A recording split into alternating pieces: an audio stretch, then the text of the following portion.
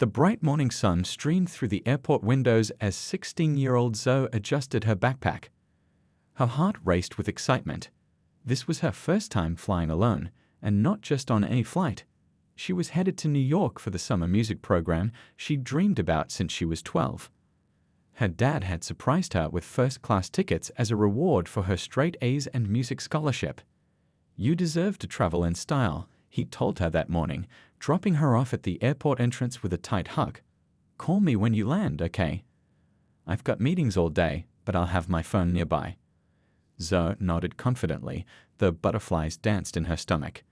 The terminal buzzed with travelers rushing in different directions, announcements echoing overhead. She checked her boarding pass again. Gate 23, first class, seat 3A. After making it through security without any issues, she bought a bottle of water and a magazine for the flight. When boarding began, Zoe lined up with the first-class passengers. An older businessman in front of her gave her a quick, curious glance but smiled politely. Behind her, a couple chatted quietly about their upcoming vacation. Zoe felt a little out of place in her jeans and favorite blue hoodie among the business suits, but her dad always said, "It's not what you wear, but how you carry yourself that matters." As she handed her boarding pass to the gate agent, the woman smiled. "Enjoy your flight, Miss Williams." Zoe stepped onto the jet bridge, her confidence building. This was going to be an amazing summer. First this fancy flight, then 6 weeks at one of the best music programs in the country. The plane's interior smelled of leather and cleaning solution. A flight attendant with a tight blonde bun and crisp uniform stood at the entrance, greeting passengers with a practiced smile. Her name tag read Karen Benson. When Zoe approached, the smile faltered. "Welcome aboard," Karen said, her tone noticeably cooler than it had been for the passengers ahead of Zoe. "Your boarding pass." Zoe handed it over. Karen studied it longer than she had the others, her eyebrows lifting slightly. "First class is to the left," she said, her tone suggesting Zoe might not understand basic directions. "Thank you," Zoe replied politely, walking toward her seat. She found 3A quickly, a wide, comfortable seat by the window with plenty of legroom. She stowed her backpack underneath the seat in front of her and settled in, already imagining the stories she'd tell her best friend about flying in such luxury. Just as Zoe was leafing through the safety card, a shadow fell across her. Karen stood there, that same tight smile on her face. "Excuse me," she said loudly enough that nearby passengers looked up. "I think there may be some confusion. This is the first-class cabin." Zoe blinked in surprise. "Yes, I know. This is my seat." She held up her boarding pass again. "Seat 3A." Karen took the boarding pass, examining it with exaggerated care. There seems to be some kind of mistake. These tickets are quite expensive, you know." Heat rushed to Zoe's cheeks as she felt eyes turning toward them. "There's no mistake. My dad bought this ticket for me." "I see," Karen said in a tone that suggested she didn't believe it for a second. "And where is your father now?" "He's not traveling with me. I'm going to a music program in New York." Karen's lips thinned. "I think we should move you to economy class until we can sort this out. It would be better for everyone." A few passengers shifted uncomfortably in their seats. An older white woman across the aisle nodded in agreement with Karen, while a middle-aged man in a business suit frowned at his laptop, pretending not to notice the unfolding scene. "But this is my assigned seat," Zoe insisted, trying to keep her voice steady despite her rising embarrassment. "I have the correct boarding pass." "Policy requires me to verify certain situations," Karen replied. She glanced meaningfully around the first-class cabin, her implication clear. Zoe didn't look like she belonged there. Zoe's throat tightened. She'd faced this kind of thing before. Teachers who seemed surprised when she got the highest test scores, store security that followed her but not her white friends. Her dad had taught her to handle these moments with dignity, but it still stung every time. "I'm happy to show you my ID," Zoe offered, reaching for her wallet. "That won't be necessary yet," Karen said dismissively. "For now, let's have you move to economy while I radio the gate to check on this issue." She emphasized the last word as though Zoe's presence in first class was a problem that needed solving. The humiliation burned like a physical thing, settling heavy in Zoe's chest as several passengers now openly stared at the unfolding drama. Zoe sat frozen in her seat, hands clasped tightly in her lap to hide their slight trembling. The weight of stares from surrounding passengers pressed on her like a physical force. An older woman with pearl earrings whispered something to her husband while glancing in Zoe's direction. "I really need to ask you to move," Karen insisted, her voice growing louder. "There are plenty of available seats in economy where you might feel more comfortable." The emphasis on that last word made Zoe's stomach knot. She knew exactly what the flight attendant meant, and judging by the uncomfortable expressions on some passengers' faces, they did too.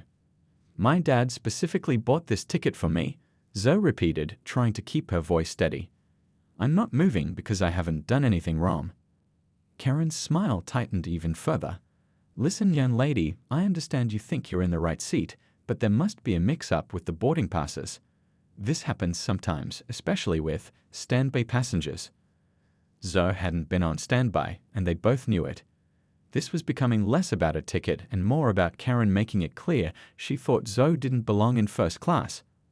"I wasn't on standby," Zoe stated firmly, "and my boarding pass clearly shows seat 3A. "Well, perhaps your father purchased the wrong class of ticket by mistake," Karen suggested with fake sympathy that made Zoe's cheeks burn hotter. "These things can be confusing for people who don't fly often." A flight attendant with kind eyes passed by, giving Zoe a concerned look but continuing down the aisle without stopping. Karen stepped aside briefly to let a late-arriving passenger through, then immediately returned to hover over Zoe. "Look," Karen said, dropping her voice but still loud enough for nearby passengers to hear, "we need to prepare for departure soon. You're causing a delay." "I'm not causing anything," Zoe said, struggling to maintain her composure. "You are the one who won't accept my valid ticket." Karen sighed dramatically and pulled out a small radio. "I'll need to call the gate. This is becoming disruptive to other passengers." A businessman across the aisle looked up from his laptop with a frown. "The only disruption I see is you hassling this young lady over a seat that's clearly assigned to her." Karen shot him a look of pure irritation before speaking into her radio.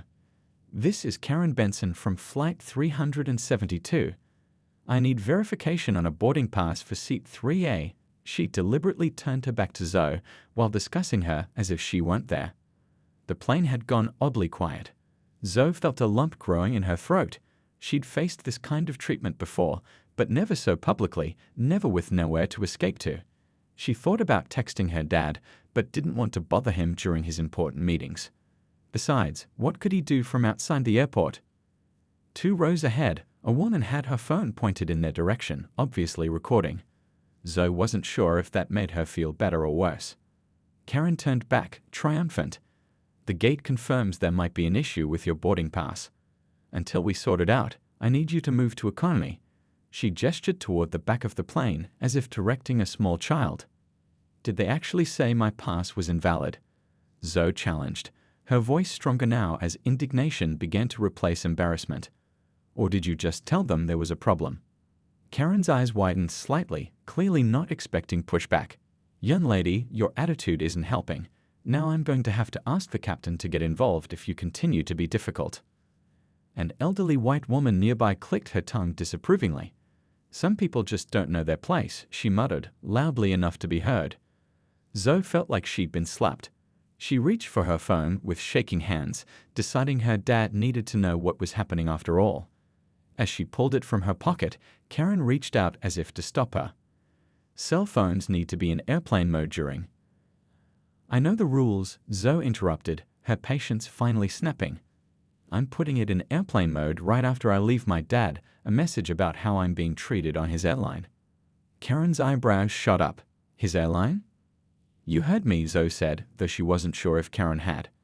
Her father was an executive at a parent company that owned several airlines, including this one, but he never made a big deal about it. He'd raised Zoe to stand on her own merits, not his position. Just as Zoe was about to dial, a tall man in a navy suit stood up from his seat near the front of the cabin. He looked important, the kind of person flight attendants typically fawned over, and Karen immediately straightened her posture as he approached. "Is there a problem here?" he asked, his deep voice carrying authority without being threatening. His eyes moved between Karen's tight expression and Zoe's distressed face, and something in his expression suggested he'd already figured out exactly what was happening. The man in the navy suit stood confidently in the aisle, his presence immediately changing the dynamic of the situation. He had salt and pepper hair and kind eyes behind stylish glasses. The first-class cabin grew even quieter as passengers watched this new development unfold. "I couldn't help overhearing," he said calmly. "I'm Alex Chen. I fly this route twice a month." He nodded politely toward Zoe, then turned to Karen with a measured gaze. "I've never seen any passengers' boarding pass checked after they've already been seated, let alone called the gate to verify it." Karen's professional smile snapped back into place. "Sir, I appreciate your concern, but this is an airline matter fact." "That seems to be targeting one specific passenger," Alex interrupted, his voice still pleasant but firm. "I've been watching. You didn't question the teenager in 5C or the college student in 2B, just her." Karen's face flushed. "Sir, there are protocols we follow that passengers might not understand." "I'm the executive vice president at Rivera Tech," Alex replied, pulling out a business card and handing it to her. "I've logged over 2 million miles with this airline. I understand the protocols quite well." Several passengers were now openly watching. The woman who had been filming earlier gave Alex a small nod of approval. Karen glanced at the business card, her expression faltering slightly. "Be that as it may, Mr. Chen, I still need to verify."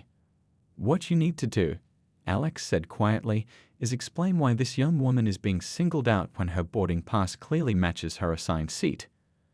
Zoe felt a rush of gratitude toward this stranger who had decided to speak up. She'd been taught to handle difficult situations on her own, but sometimes having an ally made all the difference. "Thank you," she said to Alex, her voice steadier now. "I was just about to call my dad." She turned to Karen. "He always tells me to stand up for myself, but he also says sometimes you need witnesses." The older woman who had made the comment about knowing your place huffed. "Young people today have no respect for authority." Alex turned toward her. "Respect is earned, ma'am, and authority should be used responsibly." Karen's radio crackled. A voice asked her to confirm the situation. She stepped away to respond, speaking in hushed tones, but Zoe caught fragments, causing a scene. And, "I'm willing to cooperate." "That's not true," Zoe said loudly enough for the radio to pick up. "I've shown my boarding pass multiple times. You're the one causing a scene." A few passengers nodded in agreement. A woman with curly hair and glasses spoke up from the row behind. "I saw her boarding pass.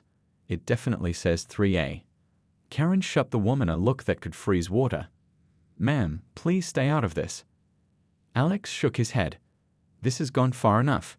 I'd like to speak with the captain." "That won't be necessary," Karen replied quickly. "I think it is," Alex insisted. "Or perhaps we could discuss this with your supervisor at the gate. I'm sure everyone would be happy to wait while we deplan to sort this out." Several business travelers checked their watches anxiously at this suggestion. One man in an expensive suit sighed loudly. "For heaven's sake, the girl has a valid ticket.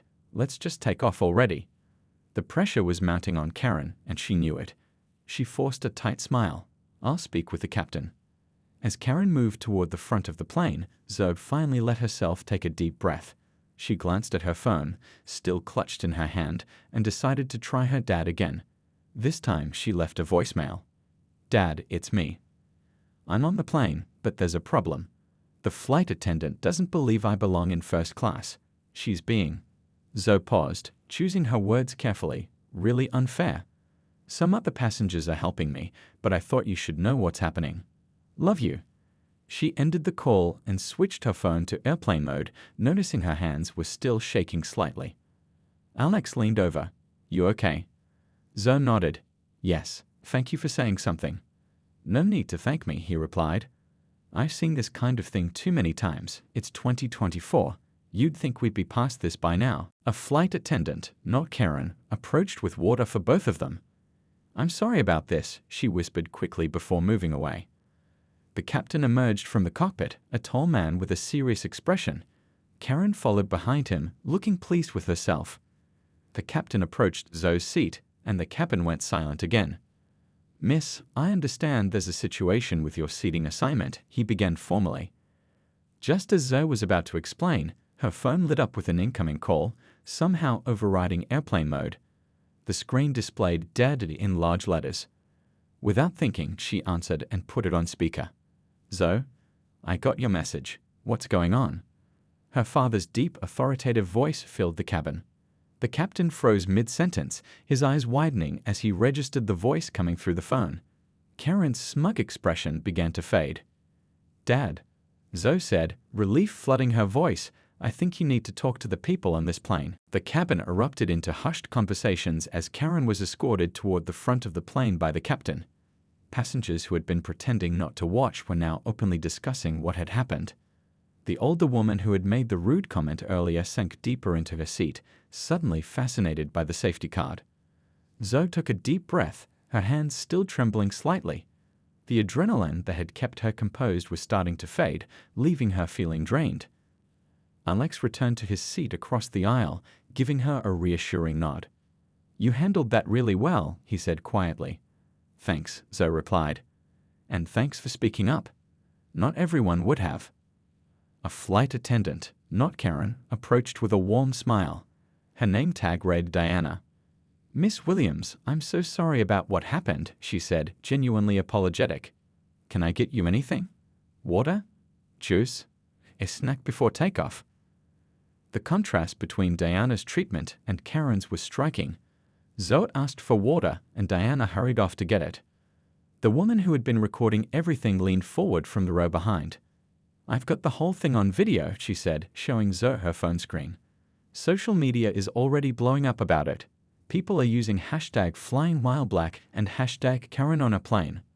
Zoe wasn't sure how to feel about becoming a viral moment. On one hand, it might help expose the kind of treatment people like her face daily. On the other hand, she hadn't asked to be the center of a social media storm. "Do you mind if I post it?" the woman asked, seeming to sense Zoe's hesitation. "I can blur your face if you want." Before Zoe could answer, Captain Reynolds returned to the cabin. Karen was nowhere to be seen. "Ladies and gentlemen, we apologize for the delay," he announced. "We're making a small staff change, and then we'll be on our way. Thank you for your patience." He approached Zoe's seat and lowered his voice. "Miss Williams, I want to personally apologize for what happened. It was completely unacceptable. Ms. Benson has been removed from this flight and will be meeting with HR representatives when we land." "Thank you," Zoe said, surprised by the swift action. "Your father and I had a brief conversation," he continued. Well, let's just say he was very clear about his expectations for how his daughter should be treated." Zoe could imagine. Her dad was usually easygoing, but when it came to protecting his family, he turned into a force of nature. "We'll be taking off shortly," the captain assured her. "Is there anything you need in the meantime?" "No, I'm okay," Zoe replied, though what she really needed was for the knot in her stomach to go away. Being vindicated felt good, but it didn't completely erase the humiliation she'd experienced. As the captain returned to the cockpit, Diana brought Zoe's water along with a warm cookie. "I thought you might like this too," she said with a gentle smile. "Thank you," Zoe said, genuinely touched by the small kindness. Several passengers were now looking at her with newfound interest. A businessman who had ignored the entire incident earlier was now trying to catch her eye, clearly wanting to get on the good side of James Williams' daughter. Zoe pretended not to notice. The plane began to push back from the gate, nearly 30 minutes behind schedule. The regular announcements started, but Zoe barely heard them. She stared out the window, watching ground crew members become smaller as the plane taxied toward the runway. A text message from her dad lit up her phone just before she needed to switch it to airplane mode. "Just spoke with airline president. This won't happen again, not to you or anyone else. So proud of how you handled it. Call me when you land. Love you." Zoe smiled faintly. Her dad always had her back, but she knew most people in her position didn't have a powerful CEO father to call. The unfairness of that reality wasn't lost on her. As the plane accelerated down the runway, Zoe closed her eyes. The incident would make a strange story to tell when she reached the music program, not exactly how she planned to start her summer adventure. Alex's voice came softly from across the aisle. You know, what happened today is important. It showed a lot of people something they might not have seen otherwise. Zoe opened her eyes and looked at him. What do you mean? Some of these passengers, he said, nodding discreetly toward the cabin, they live in a bubble. They don't believe this kind of thing still happens, or they think people are exaggerating. Today they saw it with their own eyes. They can't deny it anymore. As the plane lifted off, Zoe considered his words. Maybe some good would come from this after all. Maybe someone who witnessed what happened would think twice before making assumptions about who belonged in certain spaces. The seatbelt sign dinged off. Diana appeared with a warm blanket and travel pillow. It's going to be a smooth flight to New York, she assured Zoe. If you need anything at all, just press your call button. For the first time since boarding, Zoe felt herself truly relax. The flight to New York settled into a peaceful rhythm. The humming of the engines created a soothing background noise as Zoe tried to focus on the book she brought along. But her mind kept drifting back to what had happened during boarding. An hour into the flight, her phone buzzed with a notification. The video of the incident had already racked up over 50,000 views. Zoe scrolled through some of the comments, a mixture of outrage, support, and sadly, a few defending Karen's actions. Your video is everywhere, Alex commented from across the aisle, nodding at her phone. How do you feel about that? Zoe shrugged. I don't know. I never wanted to be the center of attention like this. Sometimes we don't choose these moments, Alex replied. They choose us. Diana appeared with the lunch service, placing a cloth napkin on Zoe's tray table with genuine care. The chicken or the pasta today? Chicken, please, Zoe said. As Diana moved on to the next passenger, the businessman who'd been trying to catch Zoe's eye earlier leaned across the aisle.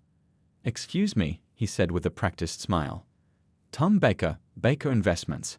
He held out a business card. I know your father from the Chicago Business Roundtable. Brilliant man. Please give him my regards. Zoe took the card politely but said nothing. She couldn't remember her dad ever mentioning anyone named Baker, and his sudden interest felt uncomfortable given his silence during her humiliation. The woman who had recorded the video stopped by Zoe's seat on her way back from the restroom. Just wanted to let you know the airline has already released a statement. They're deeply concerned and investigating the incident. She made air quotes with her fingers. Corporate speak for we got caught. How do you know that already? Zoe asked. I'm a journalist with the Tribune, the woman explained. Lisa Wan. I cover transportation and civil rights issues. Would you be willing to talk about what happened? It might help other people in similar situations. Zoe hesitated. She hadn't planned on becoming the face of a news story, but maybe her experience could make a difference. I'd need to talk to my dad first, she said finally. Of course, Lisa handed Zoe her card. Think about it, your story matters. As Lisa returned to her seat, Zoe felt the weight of unexpected responsibility settling on her shoulders. She was just a teenager heading to a music program, not an activist or spokesperson, but then again, she hadn't asked to be profiled either. The older woman with pearl earrings who had made the rude comment earlier caught Zoe's eye. Instead of looking away, she surprisingly got up and approached Zoe's seat. I owe you an apology, she said, her voice low. What I said was inappropriate. I realized that I wouldn't have said it if you were. She trailed off, seemingly unable to finish the thought. If I were white? Zoe supplied quietly. The woman flinched slightly but nodded. My grandson is always telling me I need to examine my biases. I guess he's right. Without waiting for a response, she returned to her seat. Zoe sat back, processing the unexpected apology. It wasn't perfect, but it was something, an acknowledgement at least. Diana returned to collect Zoe's tray. We'll be landing in about an hour. Captain Reynolds wanted me to let you know that your father has arranged for someone to meet you at the gate. Thank you, Zoe said. I also wanted to say. Diana hesitated, lowering her voice. What Karen did happens more than the airline wants to admit. Some of us have tried to report it, but nothing changes. Maybe now, with your father involved and the video going viral, maybe something will finally change. Zoe nodded, feeling a strange mix of hope and sadness. I hope so. After Diana moved on, Alex leaned over. Your father seems like someone who gets things done. He is, Zoe agreed. When he sets his mind to something, it happens. Then maybe some good will come from today after all. As the plane began its initial descent into New York, Zoe's phone lit up with messages from friends back home who had seen the video. Word was spreading fast. Even her music program director had sent an email checking if she was okay and offering support. The captain's voice came over the intercom. "Ladies and gentlemen, we're beginning our descent into JFK International Airport. The weather in New York is clear and 75 degrees. I'd like to thank you all for your patience with our delayed departure." He paused before adding, "And on behalf of the entire airline, I want to sincerely apologize for the incident that occurred during boarding. This does not reflect our values or standards, and we are taking immediate steps to address it."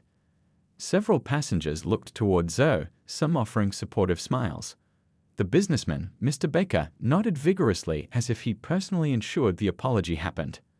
The plane banked gently, revealing the sprawling New York skyline through Zoe's window. Despite everything, a flutter of excitement rose in her chest. She had worked so hard to earn her spot in this music program, and in just a few hours, she would be there, pursuing her dream. The incident with Karen had been painful, but Zoe refused to let it overshadow the summer she had planned. As the wheels touched down on the runway, she made a decision. She would talk to her dad about turning this negative experience into something positive. 2 weeks had passed since the incident on the plane. Zoe sat on a bench in Central Park, her violin case beside her as she checked her phone. The video of what happened had now been viewed over 5 million times. News outlets had picked up the story, and the hashtag #FlyingWhileBlack was still trending. Her dad called exactly at noon, just as he promised. "Hey, Dad," she answered, smiling at the sound of his voice. "There's my superstar. How's the program going?" "It's amazing," Zoe replied, truly meaning it. "My instructor says I might have a shot at Juilliard if I keep improving." "That's my girl. Listen, I've got some news about the airline situation." Zoe straightened up. "What happened?" "Well, first off, Karen Benson was fired," her dad said, "but that's just the beginning. The board called an emergency meeting after the video went viral. They've asked me to lead a complete overhaul of their training programs." "Really?" Zoe hadn't expected such a big response. "Really, and I want your input on it. This isn't just about one flight attendant, honey. It's about changing the whole culture." Zoe thought for a moment. "Remember Lisa, the journalist who was on the flight? She interviewed me last week for an article. She told me she's collected dozens of similar stories from other passengers." "I saw the article," her dad said. "It was powerful. Which is why I've decided to create a new position at the company, a chief diversity officer who'll report directly to me. Someone who can make real change happen." A group of tourists passed by, taking photos of the park. Zoe watched them, thinking about how her summer had taken such an unexpected turn. "Also," her dad continued, "Alex Chen called my office." "He did?" Zoe remembered the kind businessman who had stood up for her. "Yes, he's offered you an internship at his tech company next summer. They're developing an app that helps report and track instances of discrimination in businesses. He thinks you'd be a perfect fit for the project team." Zoe was stunned. "Wow, that's incredible." "You don't have to decide now," her dad assured her. "Just something to think about. Oh, and one more thing. The airline wants to issue a public apology. They're asking if you'd be willing to appear in a statement with the CEO." "I don't know, Dad." The thought of more public attention made her uneasy. "It's completely up to you," he said. "But your voice is powerful, Zoe. You've already changed how one major company operates. Think of how many people that affects." After ending the call with her dad, Zoe packed up her violin and walked toward the subway. A young girl pointed at her and whispered to her mother, "That's the girl from the airplane video." Zoe smiled awkwardly and continued walking. Being recognized was still strange, but she was starting to understand the impact her experience had made. Her phone buzzed with a text from her roommate at the summer program. "You're on the news again. They're talking about the airline's new policies because of you." That evening, Zoe sat on her bed in the dorm, writing in her journal. She'd started keeping track of her thoughts since the incident, trying to process everything that had happened. "I never asked to become a symbol," she wrote, "but if my experience helps change things, even a little bit, then maybe it was worth it. Dad always says that real change happens when people in power are forced to see the problem. Now they've seen it, and they can't look away anymore. She closed her journal and picked up her violin, losing herself in the music that had brought her to New York in the first place. Tomorrow, she would call her dad back and tell him yes. Yes to the public statement. Yes to using her voice.